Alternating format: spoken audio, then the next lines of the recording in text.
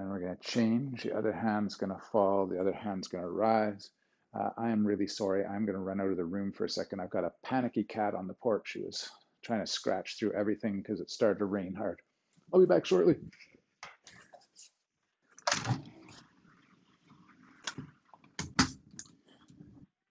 Yeah, you're just a big fraidy cat, aren't you?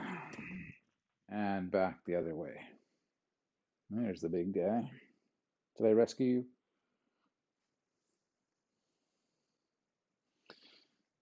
So we're letting it drift from side to side.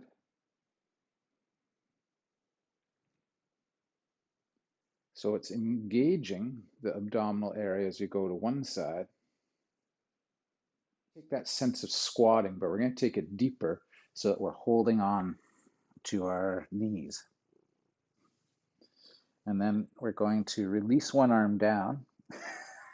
And then we're going to bring that arm up, up, up towards the sky.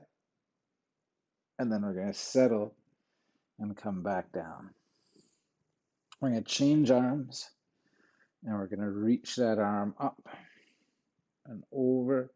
And again, you don't have to force these positions. You need to work inside a range that's comfortable for you. And it's not about trying to force your way into the pose. It's about trying to release and relax your way as much as possible. And like the last exercise, there's going to be a sense of fairly deep engagement in the core muscles and in creating and maintaining this sort of base in the legs while you lift with the abdominal area and rise. But try not to add tension to the hand and the shoulder. They're kind of along for the ride. We'll just do one more on each side for now. So we're going to come up, over, and then settle, and up, and over, and let that settle. Okay, roll back up from the ground, and shake this out.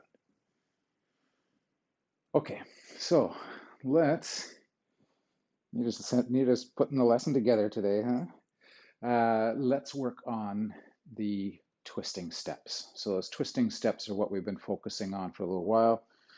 Might be tricky with Mr. Oliver here.